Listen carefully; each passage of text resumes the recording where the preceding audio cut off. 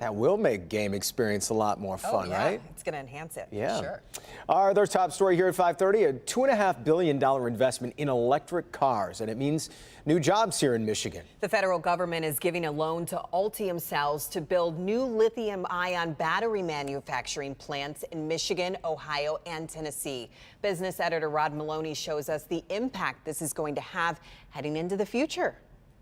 So this is what the American future is going to be: electric car charging stations and electric cars.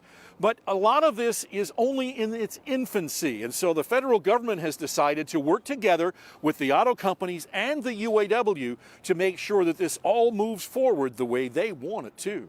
Energy Secretary Jennifer Granholm calling this a transformative moment. These will be high road jobs that workers will want to take on. And why not? It's what amounts to a public-private partnership. The federal government guaranteeing startup capital to, in this case, General Motors and its Ultium battery unit.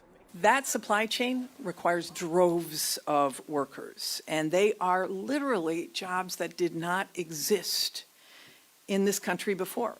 These are parts of the supply chain that we're building entirely from scratch. And there's a 10% kicker if they do so with American unionized labor. UAW President Ray Curry happy about that. We need to again commit to American jobs, jobs here built in the USA, products built in the USA, and a commitment for growing good paying union jobs. This entire vision of a new auto industry comes from Michigan Senator Debbie Stabenow, who says it's a way to get our youth involved. Got to have the kids in school, K-12 education, excited about this industry. This is the future. This is the cool part of things. And we're doing it here, and we need to excite young people. Now, that is the hope side of this. The reality is, for instance, on Friday, Stellantis closed down or announced the closure in February of its Belvedere assembly plant where they make the Cherokee. 1,300 jobs there that will probably end up getting displaced. The UAW is going to fight that hard, but Stellantis is saying that, hey, it's the cost of electric vehicles that has them thinking that they have to change that.